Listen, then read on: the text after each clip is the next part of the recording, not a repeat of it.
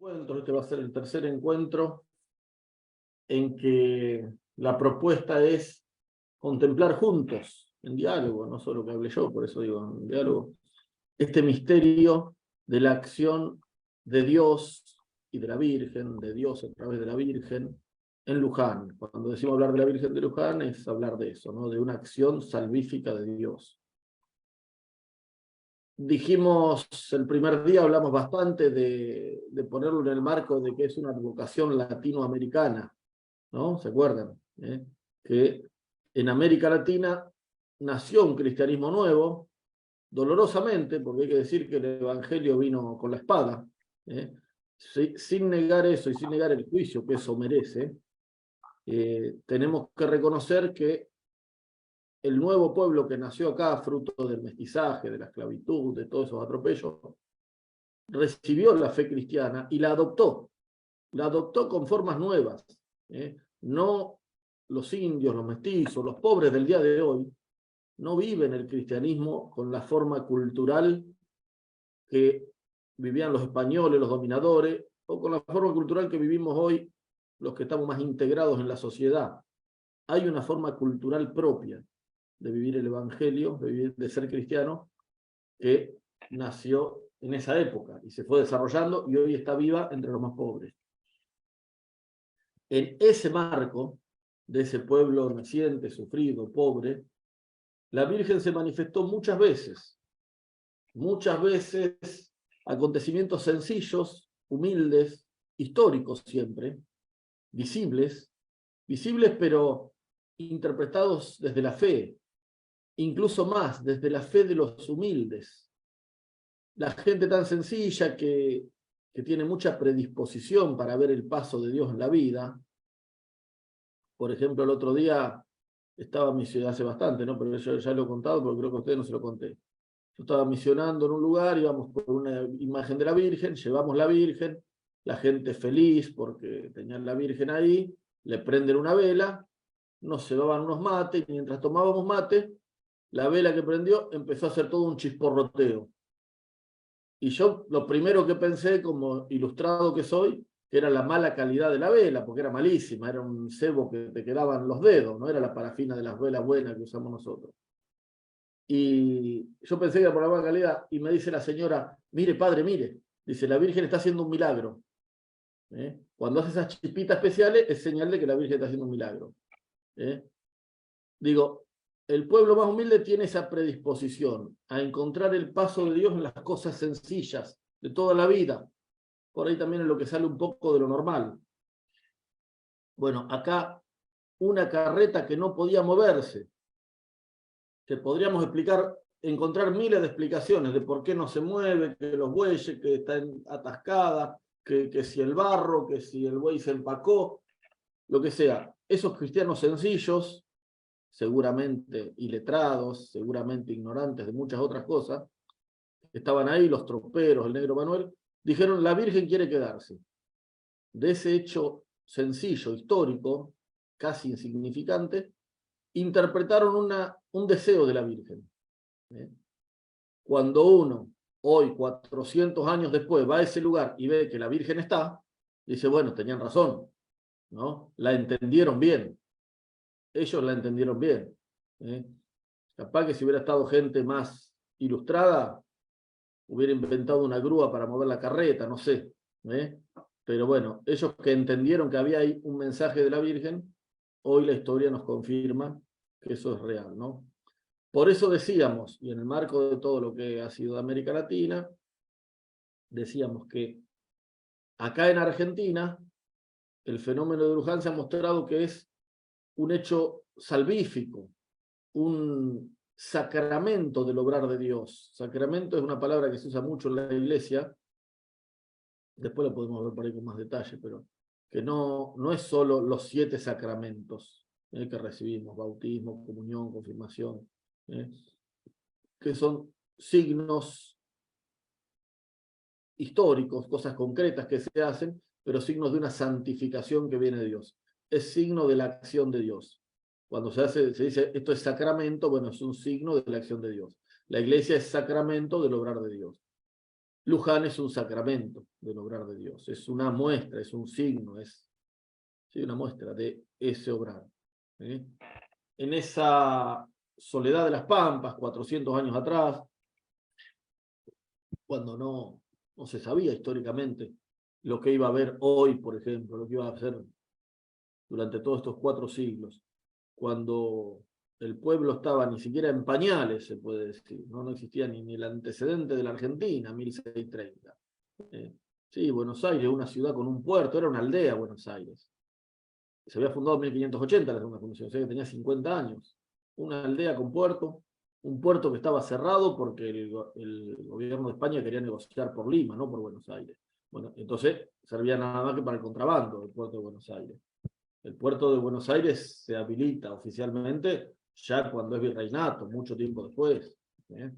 Bueno, es complejo todo eso, no nos vamos a meter en esa cuestión histórica, pero para hablar de eso, quiero decir esto, la pobreza de los inicios.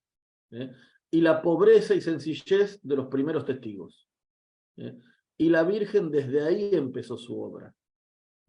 Desde los últimos, desde los pobres. Eso es lo que tenemos que tener bien metido acá. La pobreza de los inicios. La Virgen empieza desde los últimos. Ella empieza de algún modo a juntar un pueblo alrededor, ¿no? Que es lo que es hoy el pueblo de Luján, la ciudad de Luján, pero que también se puede pensar que es de todo el pueblo argentino. La Virgen, en todas estas advocaciones históricas, siglo XVI y XVII, empezó a nuclear gente a su alrededor. Decía que acá tenemos 3 ejemplos de esa época que tienen la misma dinámica. Luján y Tatí del Valle. Alrededor de la capillita empieza a ser la población, se junta y se va juntando cada vez más gente. Bueno, en una lectura teológica de la historia, podemos decir que la Virgen está reuniendo a un pueblo. Podemos decir que la Virgen está está gestando un pueblo. Ella, como madre, es la que gesta al pueblo argentino. De eso creo que hablamos bastante también la otra vez, ¿no? Estoy a modo de repaso, pero para fijar algunas nociones. Ella se hace presente a través de su imagen. Creo que de esto llegamos a hablar, ¿no? Si hablamos de la imagen, bueno, sí, hablamos de que el cristianismo siempre usó imágenes, siempre. Es algo que si bien al principio tuvo que aprender a hacerlo, pero es algo que está con la lógica de la encarnación. Desde que Cristo se encarnó, Dios asumió la materia. Entonces la materia puede representar a Dios. Y la materia puede ser espacio de respuesta a Dios y de comunión con Dios. La Eucaristía es el ejemplo, ¿no?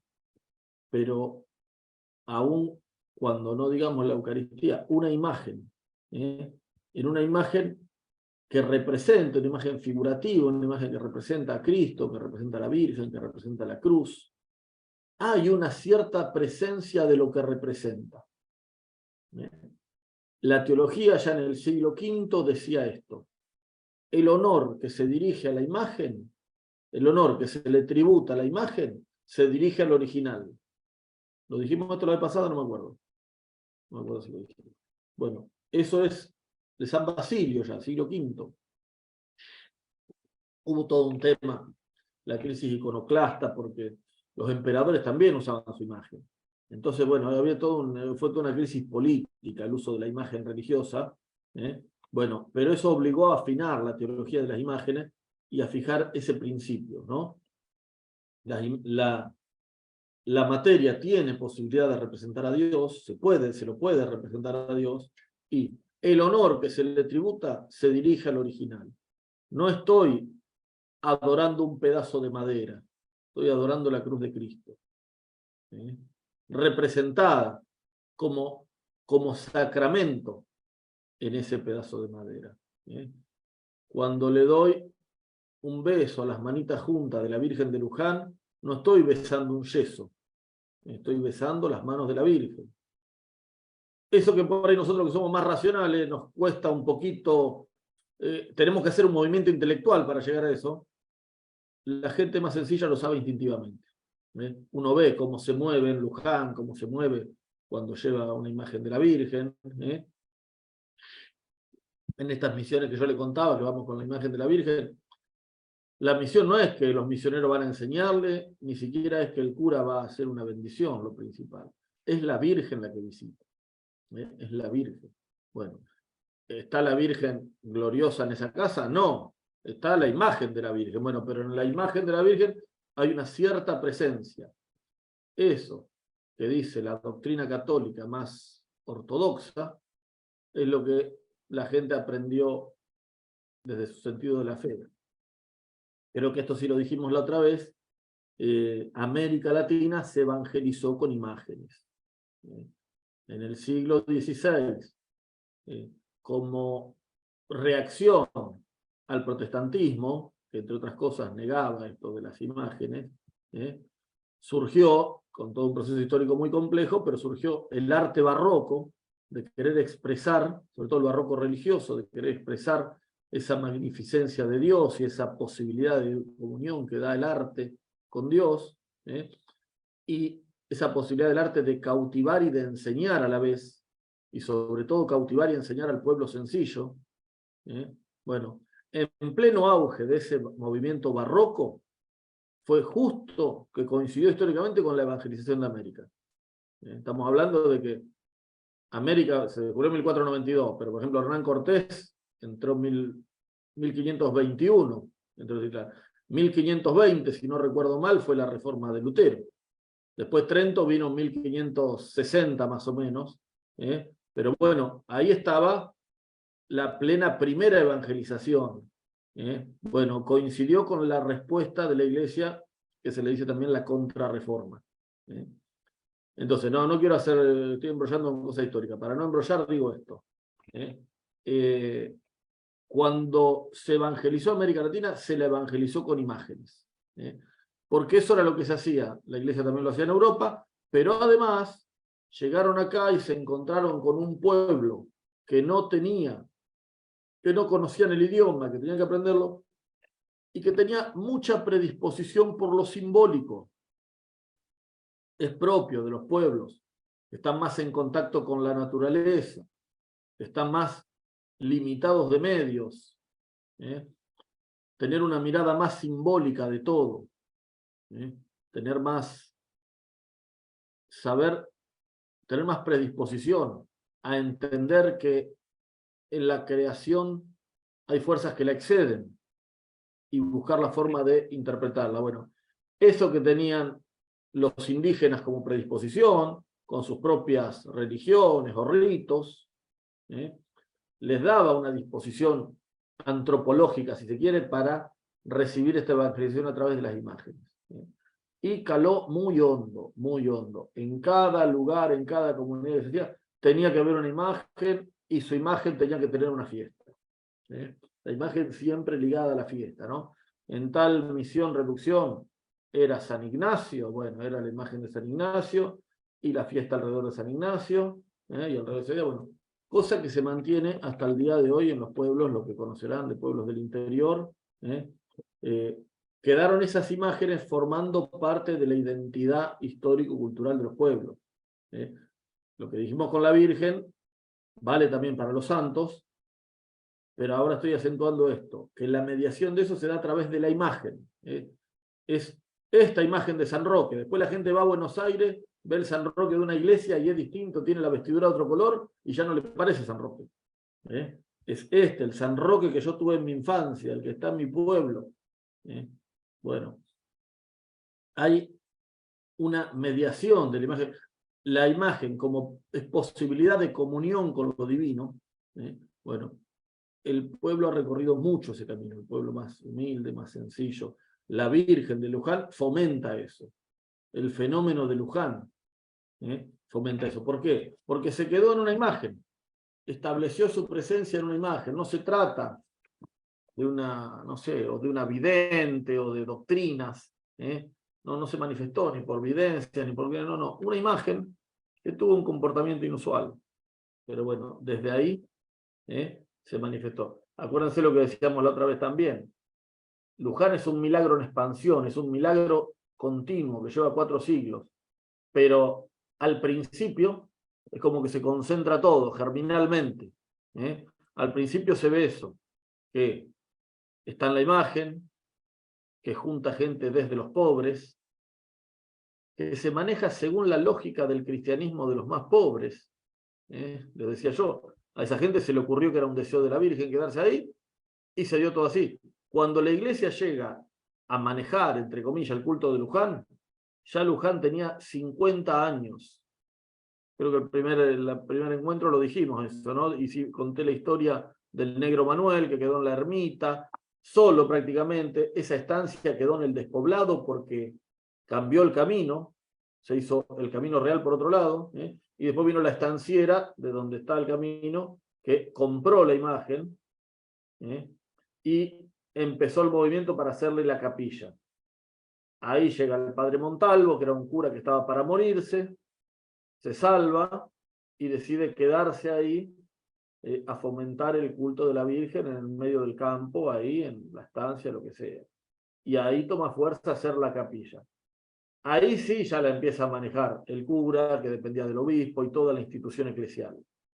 Pero estamos hablando que, no me acuerdo de memoria la fecha, pero creo que era 1680 y algo que se 1680 y algo que se inaugura la capilla, ¿no? Y la Virgen está desde 1630, 50 años tuvo. No es nada, no es nada, no es poco, quiero decir, nada.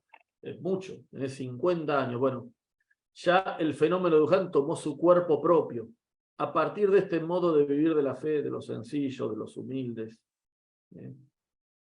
Bueno, de eso hemos hablado un poco, ahora agregué alguna otra cosita más, ¿no? Dije algo que merece ser dicho también, merece explicado un poquito más, esto de la sacramentalidad. Las cosas, los hechos históricos y las cosas concretas nos pueden hablar de Dios. Leer eso es la sacramentalidad. Ver a Dios en las cosas concretas. Lo que yo le decía, ver en el chisporroteo de la vela una acción de la Virgen, eso es una mirada sacramental. Ver en que una carreta no se mueve, un hecho histórico, no se mueve, una acción de la Virgen, es una mirada sobre la sacramentalidad. El pueblo de América Latina, los pobres tienen mucha predisposición a eso. Por ejemplo, un sacramental por excelencia es el agua bendita, ¿no? Es una cosa concreta, agua, cotidiana, pero que significa algo de Dios. La purificación que tanto deseamos de Dios, la purificación que esperamos de Dios, la bendición. Dios nos bendice, le pedimos, Dios bendecime, pero si me moja el agua, mejor. El agua bendita, algo, un signo, signo concreto. Así como son signos concretos que se tocan, signos concretos históricos, ¿no? La carreta que se detiene, el agua que me moja, la vela que chisporrotea. Bueno, el cristianismo popular tiene mucha tendencia a esta mirada sacramental. Me vino el ejemplo de la vela, pero todos conocen, por ejemplo, que el pan, si se cae al piso, ¿qué se hace si se cae al piso el pan? Se le da un besito, ¿no? Y eso está en todas las culturas también. Bueno, ¿por qué? Porque el pan representa algo más que el pan. El pan viene de Dios, representa el pan cotidiano, la vida cotidiana. Representa algo más. No estoy viendo pan nomás. Bueno, estoy viendo algo de Dios en el pan. Bueno, hay miles de ejemplos. Miles de ejemplos.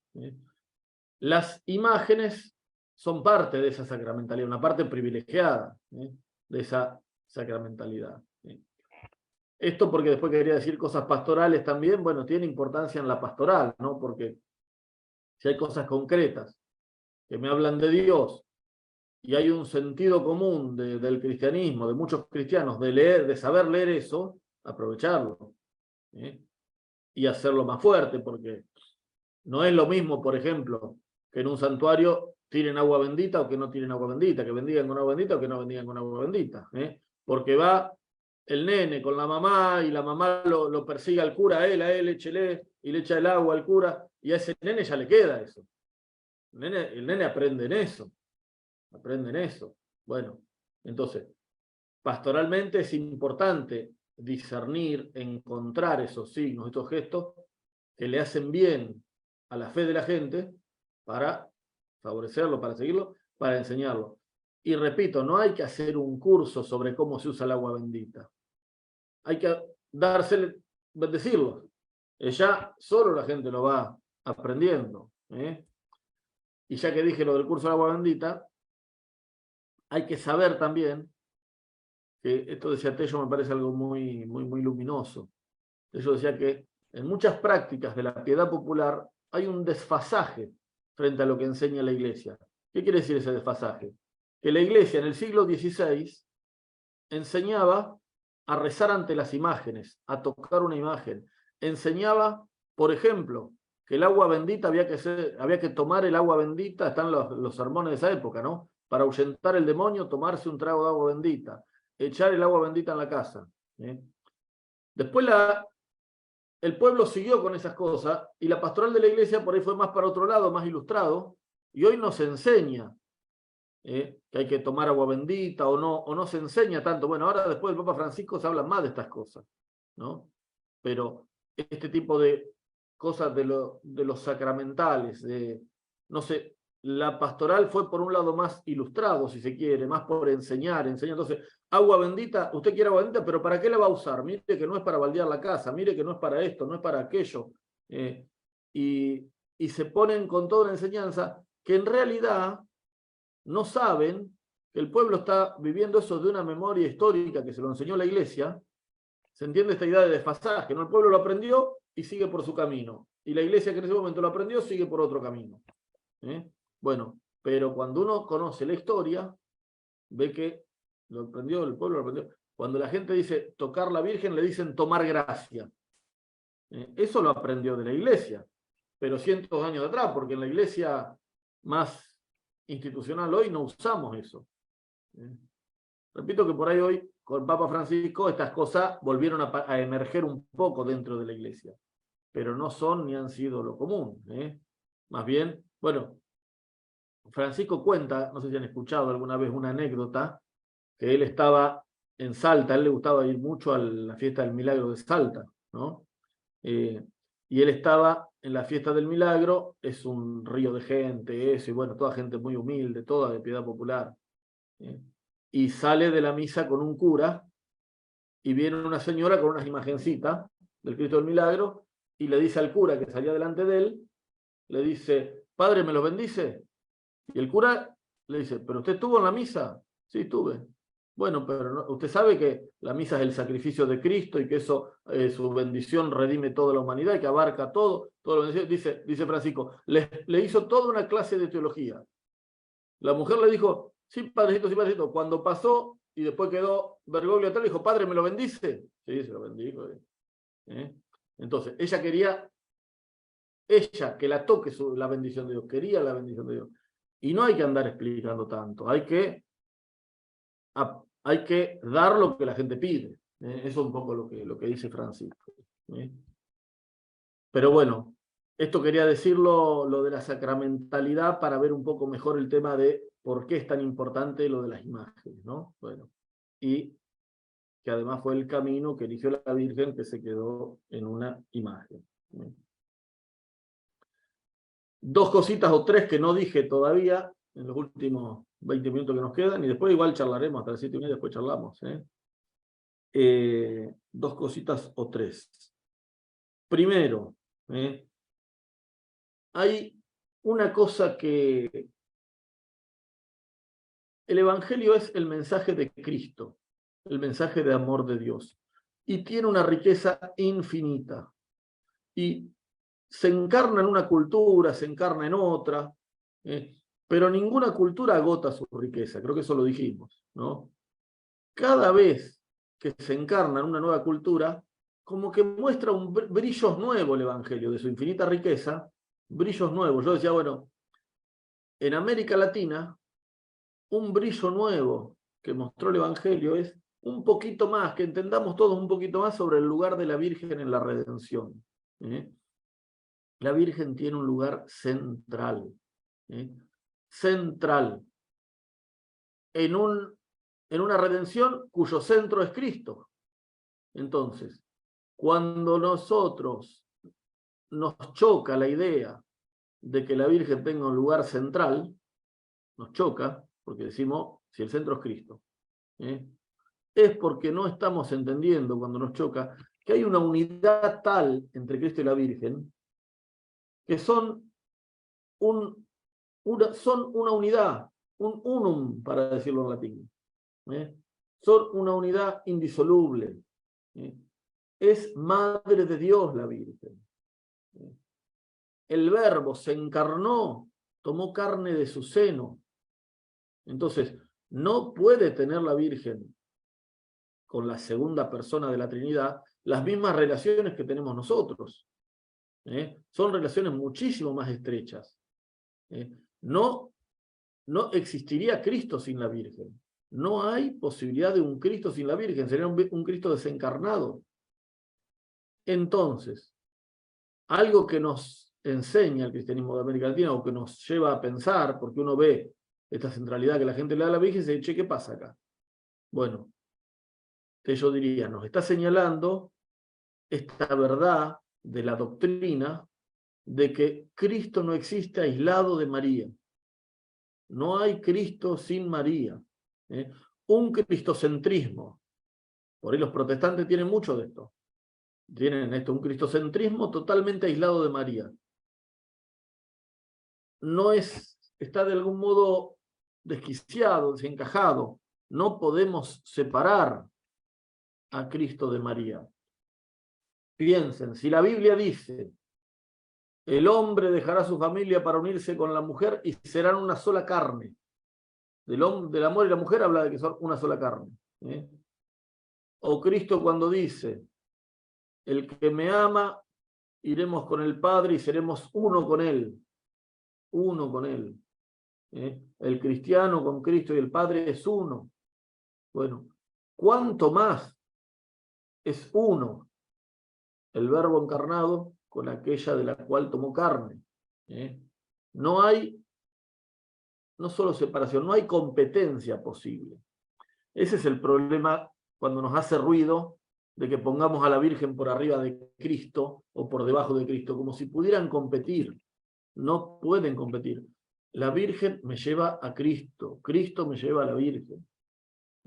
Eso es inevitable. Eso es la escena del Calvario.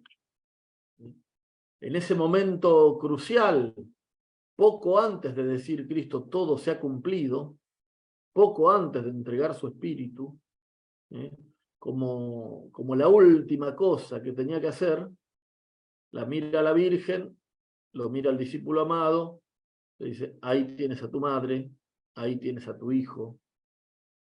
Le dejó a su madre como herencia. Extendió, en ese último acto Jesús extendió la maternidad divina de María hacia una maternidad espiritual sobre todos nosotros. La madre de la cabeza de la iglesia, que es Cristo, es también madre del cuerpo místico, que somos nosotros. Entonces, Cristo nos manda hacia ella. Él nos dice, ahí tienes a tu madre. Vamos a la Virgen porque Cristo nos envía. Y ella, al estar tan unido a Cristo, tan unida a Cristo, al ser una unidad con Él, también es parte del fin de la vida humana, también es parte de la felicidad, también es parte del cielo. A ver, que acá es lo que yo creo que está el corazón de esta originalidad que entiende la gente y que por ahí a veces no entendemos cuando decimos confunda a la Virgen con Dios. ¿Por qué decimos nosotros confunda a la Virgen con Dios? Es que en realidad lo que se está viendo es que la Virgen es esto. A ver, primero, la felicidad a la que estamos llamados, la vida plena, la plenitud de todos nuestros deseos, de toda nuestra vida, va a ser la comunión plena con Dios en el cielo. Esa comunión, esa unión con Dios que nos va a transformar totalmente y nos va a hacer como Dios, y en esa unión vamos a vivir una felicidad eterna, que felicidad que no será estática, que será vida y que será amor. donde seguiremos amando a los que están también acá en la tierra. Bueno, esa plenitud, ese fin de la vida humana es la unión con Dios. Pero Dios está tan unido a la Virgen, esa unión que anhelamos con Cristo, es una unión con Cristo y con María. Por eso se puede decir que la Virgen es un pedacito de cielo, como dice la gente. La unión con ella es parte de nuestra felicidad eterna. Por eso, esto es lo que dice Tello, ¿no? Que la gente intuye eso cuando la pone en un rango que parecería tocar la divinidad. Lo que pasa es que hablar de divinidad, de creación, son categorías metafísicas que nosotros las entendemos. Creador y criatura, lo entendemos nosotros, pero porque nos manejamos con una cierta metafísica. Un pueblo humilde, sencillo, que tiene esa predisposición sacramental a lo simbólico, se puede decir que se maneja con otra metafísica, y que aprende no desde las abstracciones. Entender la diferencia entre creación y creador y criatura es una abstracción enorme. ¿Se dan cuenta de lo que estamos hablando, no? Y si no se dan cuenta, bueno, es señal justamente de lo difícil que es la abstracción esa. Bueno, para muchísima gente está totalmente ajena a este tipo de categorías, a su mirada. Lo que ve es que la Virgen es del cielo, es de Dios, está gloriosa, es de Cristo, y quiero ir al cielo, y quiero ir con la Virgen, y quiero ir con Dios, y no hay diferencia, no hay diferencia. No estoy diciendo que la Virgen es Dios, pero que está y tan indisolublemente unida a Dios que vista desde nosotros, no es entendible esta otra mirada desde esta otra metafísica que la asocia tanto al rango de la divinidad. Esto sería interesante habría que profundizarlo mucho más desde la filosofía, desde la metafísica, desde la antropología cultural. Son cosas interesantes para profundizar, ¿no? Pero bueno, en definitiva lo que dice Tello es que en esta exageración, entre comillas, del pueblo, de ponerla casi en un rango divino, hay una sabiduría y hay un llamado de atención a nosotros también, y hay una enseñanza de que no podemos separar a la Virgen de Cristo.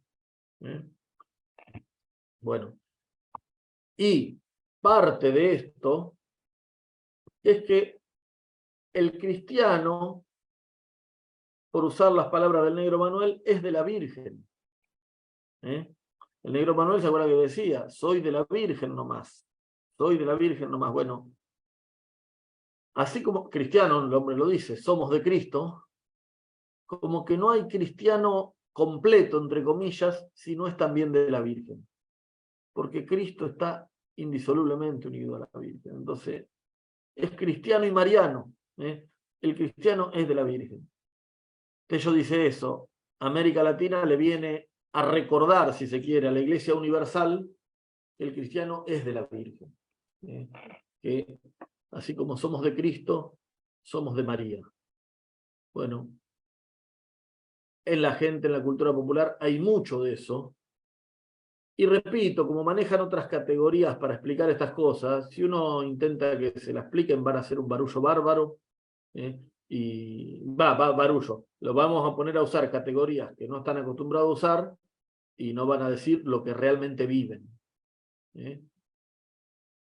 Amén de que también, dentro de esa unidad entre Cristo y María, la Virgen muestra el rostro más tierno del amor.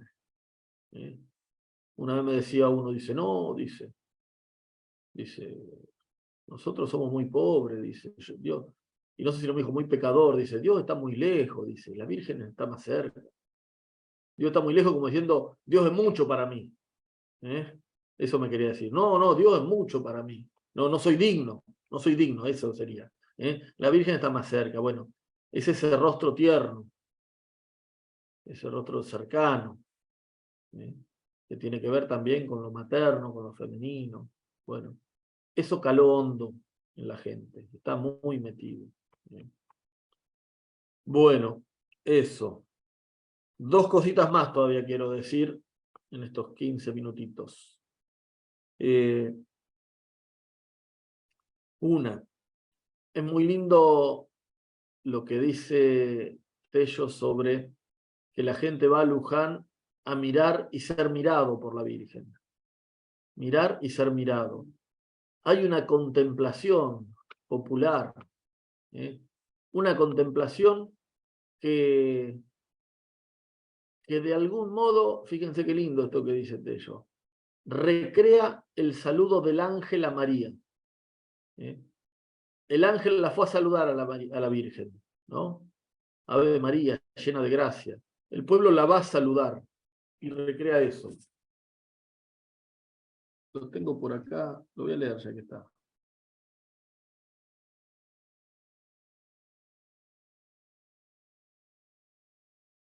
Lo voy a leer porque es una explicación teológica, pero que es interesante lo que dice Tello. Dice, el pueblo ya tiene una contemplación cristiana. Hablaba de que no hay que enseñarles espiritualidades ajenas, ¿no? Que hay una espiritualidad propia del pueblo. El pueblo ya tiene una contemplación cristiana. Eso del saludo a la Virgen, ahí está ejerciendo una contemplación. En términos teológicos sería así. Dios Padre concibe al Verbo desde toda la eternidad. Se expresa a sí mismo engendrando al Hijo, pero como está fuera del tiempo, lo concibe como encarnable, y en función del Hijo realiza la creación del mundo. Todo es creado para Él, pero en un mismo decreto predestina a María. Desde toda la eternidad está unida al Verbo, y es aquella de la cual el Verbo tomará carne. Y así María es como la inspiración de Dios.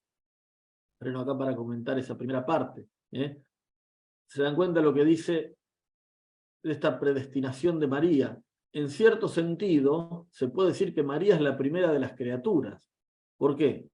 Porque cuando Dios, estamos hablando del misterio más profundo, ¿no? Estamos diciendo que estamos intentando meternos en la mente de Dios que decide encarnarse. Es un misterio que nos excede, pero algo podemos decir de eso.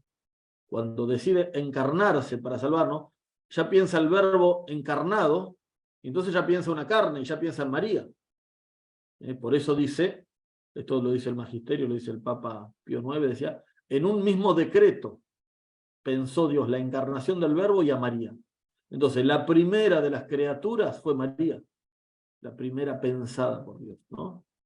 Bueno, sigo con Tello, entonces dice, María es como inspiración de Dios.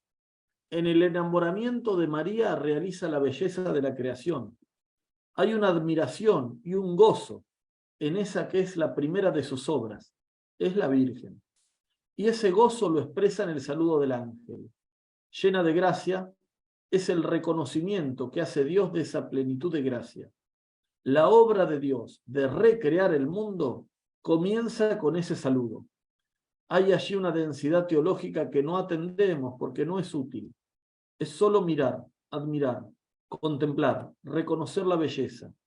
Y en eso está el comienzo de la obra de salvación de Dios. La vida cristiana comienza y termina en ese saludar gozoso. El pueblo imita a Dios saludando a la Virgen. Fíjense, no solo lo lindo que es, sino lo profundo, ¿no? Lo profundo de... en ese gozo de Dios por la belleza de María, San Bernardo dice que Dios se enamora de María y enamorado crea la creación, ¿no? Hace la creación como un pintor que se enamora de su obra y pinta enamorado, bueno, así. Enamorado de María hace la creación. Bueno, una expresión de ese gozo, de esa admiración de Dios por todas las bellezas que derramó en María es el saludo del ángel. Llena de gracia, le dice. Alégrate, llena de gracia. Bueno, cuando el pueblo va a la Virgen, se alegra, le brillan los ojos al mirarla, o le gusta caminar por los pasillos de la basílica, o se saca una foto, lleva una vela. Hay una alegría ahí que tiene que ver con esa alegría de Dios por su creación. Esto es lindo para saberlo y para alegrarnos en eso también, ¿no? Para nosotros mismos también admirar la belleza de María, es continuar esa admiración que tiene Dios, que tiene esa admiración, esa alegría, por la más bella de sus obras, ¿no? Donde, fíjense, por eso de acá viene todo el dogma de la Inmaculada Concepción, ¿no? La preservó de toda mancha, quedó pura, perfecta, más sin defecto alguno, sin mancha alguna. Bueno, cuando nosotros vamos al santuario a mirar a la Virgen, a saludarla, estamos continuando con eso. Y una última cosita en estos 10 minutos, una última idea. Todo esto desemboca en una mirada pastoral, en acciones pastorales, en cosas evangelizadoras, porque ese es el sentido de la vida de la Iglesia. Pablo VI decía en Evangelii Nunciandi, la identidad más profunda de la Iglesia es evangelizar, la razón de ser. Entonces, esto tiene que ser anunciado. No estamos contemplando el misterio de María por una cuestión de piedad personal, o por un gozo estético, o por una curiosidad intelectual. Cosas que son legítimas y que pueden estar. Pero no es solo eso, o no es ese el fundamento último. Siempre el fundamento último tiene que ser colaborar con la obra de Dios. Dios, en Luján, a través de la Virgen, está haciendo algo que nos pide colaborar con eso.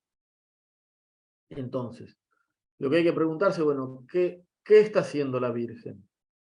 Está brillando. Lo que quiere la Virgen es, dice Tello, brillar desde su santuario para, desde allí, irradiar vida y atraer un pueblo.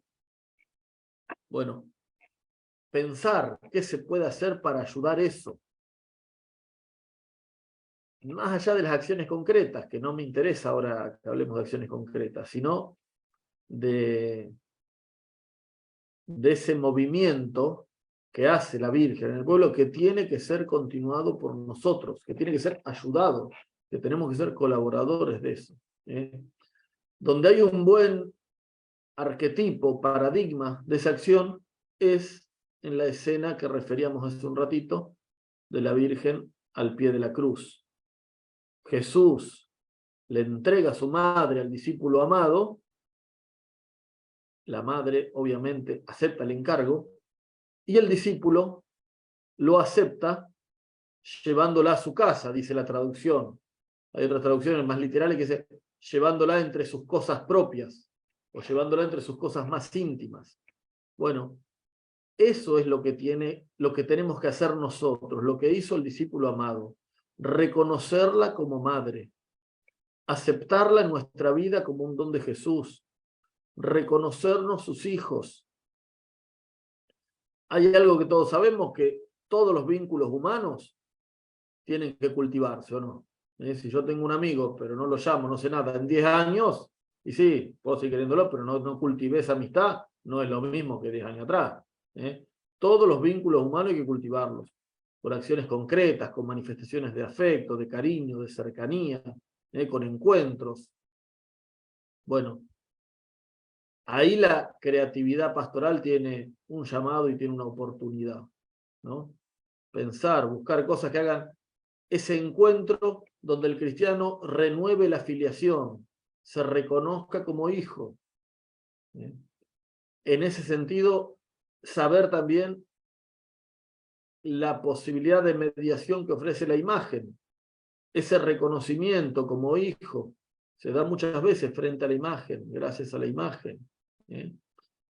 Pienso, por ejemplo, en los gestos misioneros que hacen. María les habrá contado, que sé que María los hace, otros hacen, bueno, misiones, llevando la imagen de la Virgen que se junte con la gente.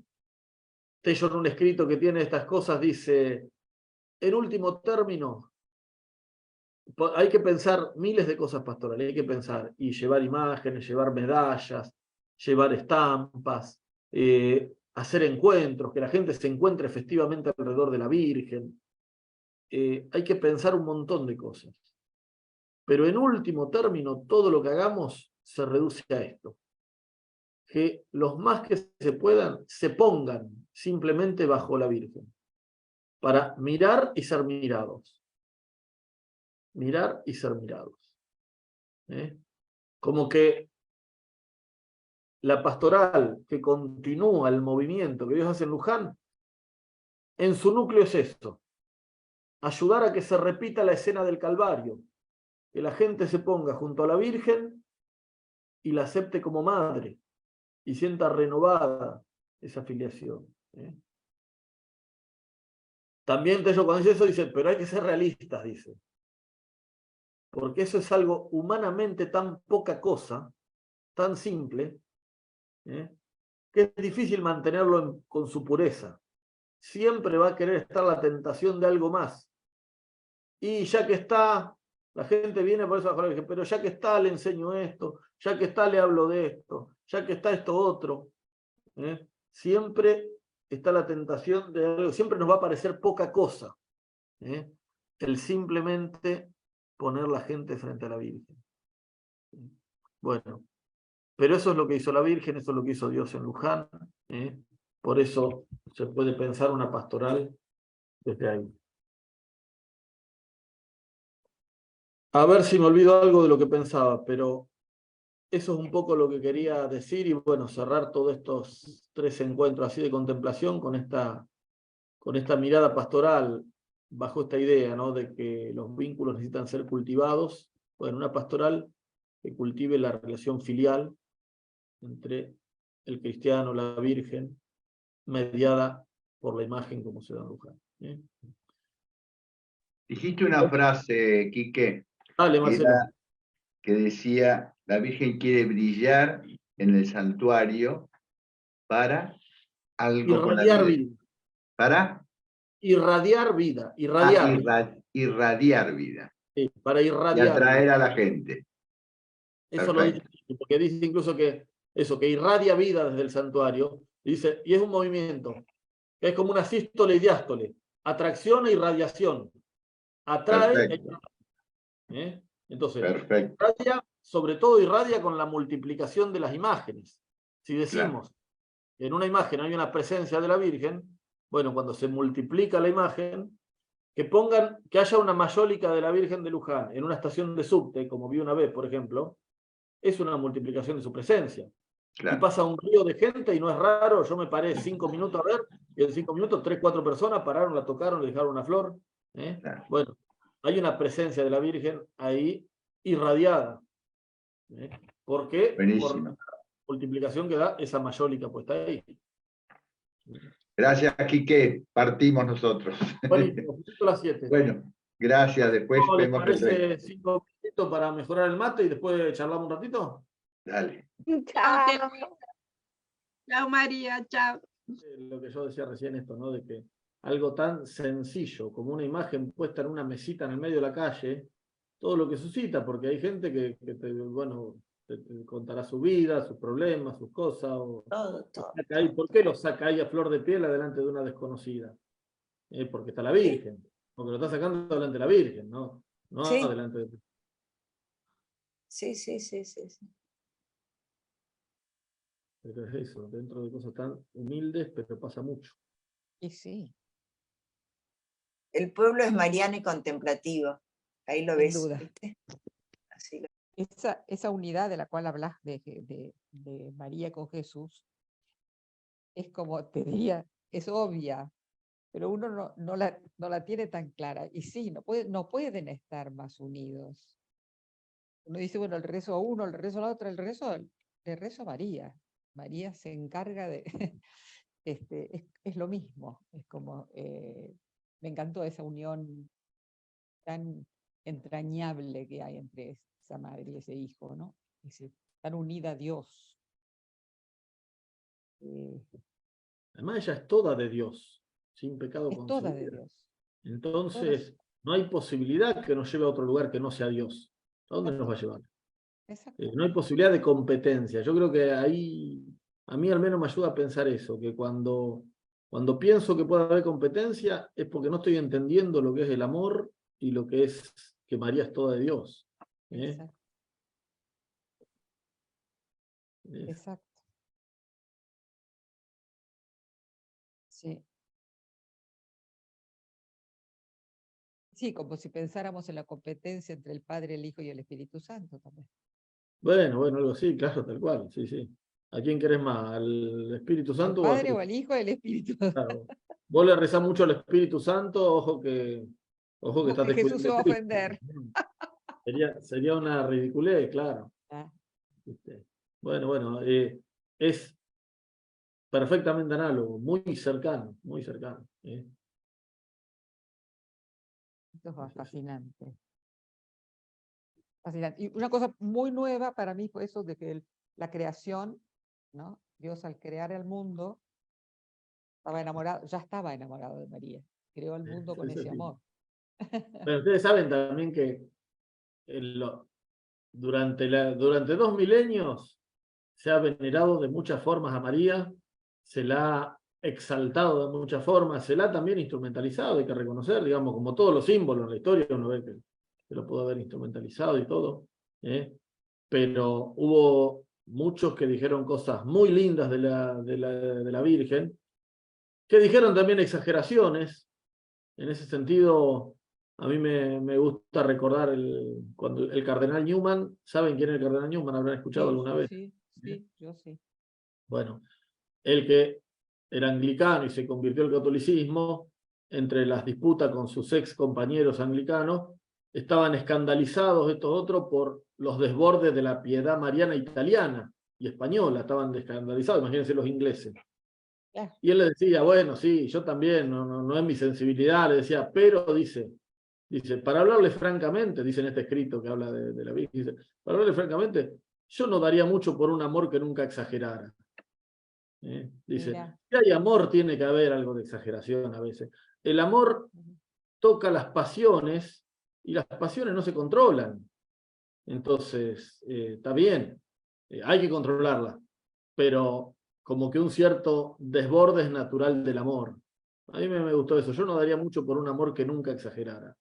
Ah, qué bueno. Sí, me encantó, Y, buenísimo. y bueno, y Francisco también dice algo parecido. Por ahí en una audiencia cuando habla de que bueno, dice que se le han dado muchos títulos muy bonitos. Y estaba diciendo justamente que la Virgen no se la trata como diosa. Si se le han dado muchos títulos es porque uno cuando quiere a alguien quiere decirle todas las cosas bonitas posibles. Y entonces ahí se exagera, Lindo. pero se exagera como un hijo que ama a su madre. No es otra cosa. Qué bueno. Entonces, ese tipo de desbordes siempre los ha habido en toda la historia del cristianismo. Y los hay también en América Latina. Pero también junto con eso, bueno, en esa línea de exaltar a la Virgen, San Bernardo, por ejemplo, San Bernardo es uno de los primeros que ha sido, uno de los más insignes de la historia, que ha hablado de una Virgen con las palabras más bellas. San Alfonso María de Ligorio también. Pero se hablaba de esto, de esta predestinación de María, que es eso, que cuando Dios piensa el Verbo encarnado, ya la piensa a María. Entonces, la primera de sus criaturas. Increíble. Hacer una lectura también de los libros sapienciales. Vieron que el libro de los Proverbios tiene ahí alguna frase: antes de la creación yo estaba jugando con Dios y era su delicia. Bueno, el libro de la sabiduría habla de la sabiduría, está hablando de la sabiduría, pero se hace una lectura alegórica sobre María. Con eso. No sabía eso, Pero bueno, me parece lindísimo. como esto de que es la primera criatura en ese orden de la dignidad o de la redención, si te quieres, de orden de dignidad.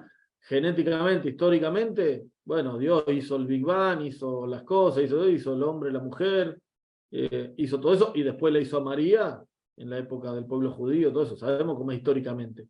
Pero en un orden de dignidad, en un orden desde ese sentido en la creación, la primera es María. Y enamorado de María, como dice Bernardo, enamorado de María, plasma toda la belleza de la creación. En ella puso todas las bellezas, todas las gracias.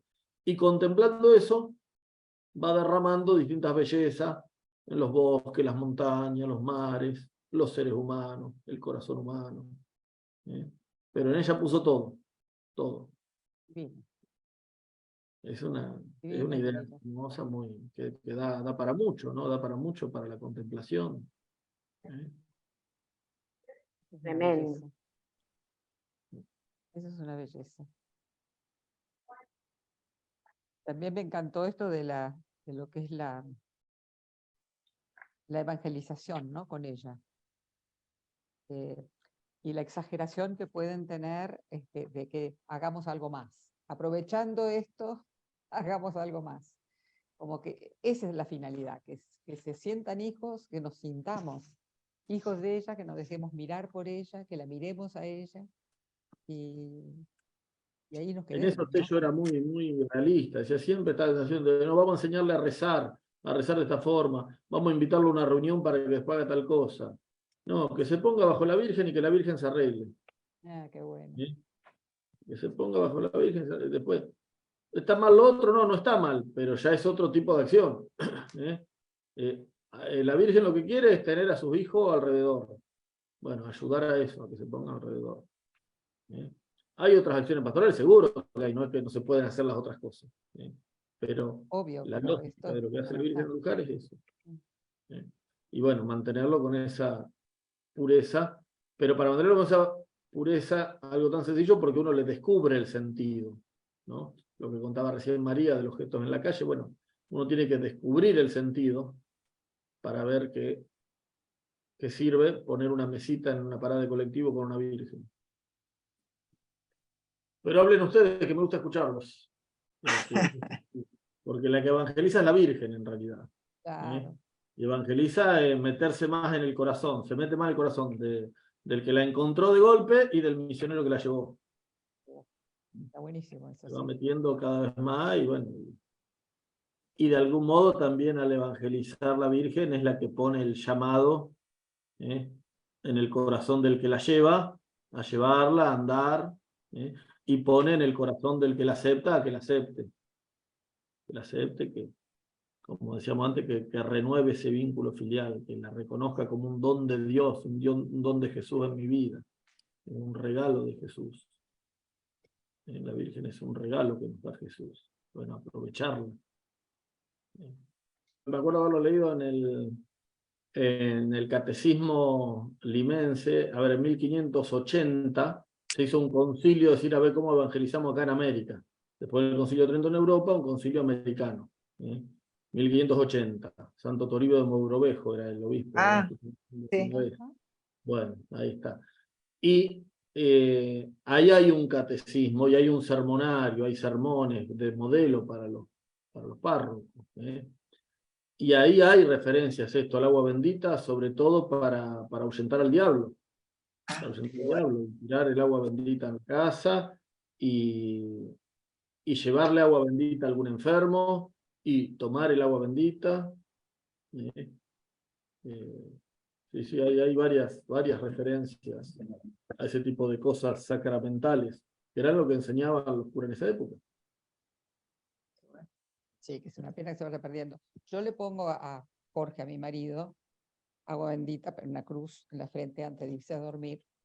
Mirá. Y cuando algunas veces tengo que irme y él todavía está levantado, la va a acostar la señora que lo cuida, porque está con un Alzheimer muy bravo, y no puede caminar ni nada, le digo a ella, que es muy mariana, son todos marianos, le digo, mira, ponele un poco de agua bendita, y rezarle un Padre Nuestro. A mí me gusta rezar un Padre Nuestro, una Ave María, y lo llena de agua bendita. Lo llena. No, ya lo llené de agua bendita por todos lados. Che, bueno, bárbaro, está re bendecido. Digo yo, increíble. Tienen como, sí, para ellos es fundamental. Sí. Una cosa que me llamó la atención a mí, hace unos años tuve la gracia de estar en Copacabana, Bolivia, para la fiesta, en agosto. Y bueno, en cualquier misa de santuario, acá también en Argentina, después se echa agua bendita sobre los objetos religiosos, todo. Pero ahí llamaba la atención cómo los bolivianos que iban a Copacabana querían mucha agua y personalmente. Entonces, te perseguían y vos le echabas y te ponían el chico y otro más, y te perseguían hasta que no se terminaba el tarro que tenía varios litros, no podíamos volver. ¿Sí? Salíamos así y bueno, y te llevaban afuera a bendecir el carro, le dicen el auto, y llamaba la atención la fruición con la que buscaban el agua bendita. Y era así, hasta que no terminamos el tarro no podíamos volver porque te agarraba otro, así. Como Y la mucho bendición de Dios. y cantidad, eso es lo que llama la atención, que querían cantidad. Les parecía poco, vos le echabas así, le parecía poco, no. Entonces tenía que agarrar mucho y ahí más o menos, y no se corrían, así, se corrían para dar el lugar al otro, pero si no se quedarían ahí hasta que lo eché. Increíble. Y bueno, es eso, una disposición muy fuerte por lo sacramental. Ahí ven un Sí, paso de sí. Dios en su vida y creen en eso. Sí, sí, sí, Y sí. si uno cree en serio que Dios está en algo, ¿cómo no se va a agarrar de eso? Evidente, y lo está, sin duda. Sin duda. Y la imagen de la Virgen es muy fuerte. Es muy fuerte. Sí, bueno, y Copacabana también es una de estas devociones históricas que incluso es muy fuerte acá en Argentina por la cantidad de bolivianos que hay. Por la cantidad de bolivianos que hay. Lo mismo que Cacupé, bueno, Copacabana creo que del siglo XVI también. Cacupé no sé bien la historia. Tendría que leerla la historia de la de Cacupé. Pero bueno, son dos advocaciones que andan mucho acá en los barrios nuestros. Sí, Provincia de Buenos Aires más todavía. Y bueno, y tienen la misma lógica que la de Luján, que la de Itatí, que la del Valle. La misma lógica.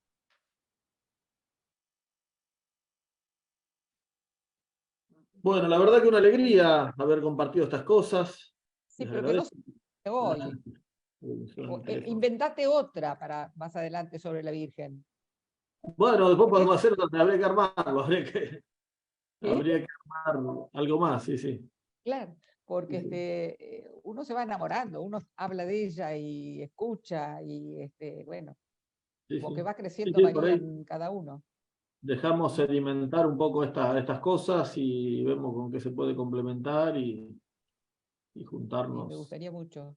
a seguir hablando de estas cosas. Nosotros en Soledad Mariana tenemos la vivencia de vivir en ella. Nosotros vivimos en María. Nuestra alianza es a Dios en María, en ella. Entonces Y esa bueno, unidad también a mí muchas veces me emociona, ¿no? Estar en ella, ser de alguna manera una con ella en mí, yo en ella, y me parece que todo esto como va aumentando, no sé, la presencia de ellas, y la Sí. relación con ella. eso que dice Tello, que en América Latina se mostró que el cristiano es de la Virgen. Es esto Y mismo que está diciendo. eso que dijiste vos hoy, sí, Somos de la Virgen. somos de María. En ella. Y eso no tiene ningún menoscabo a la potencia de Dios, al contrario. Al Es el contrario. camino que Dios pone. ¿A qué?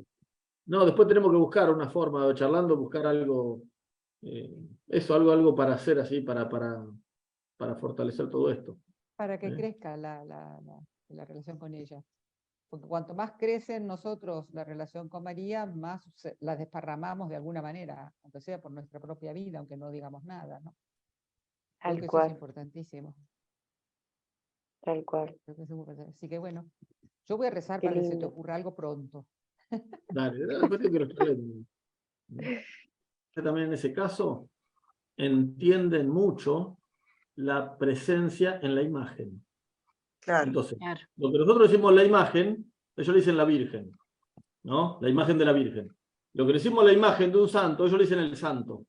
Santo, virgencita, imagen, son tres sinónimos. Claro.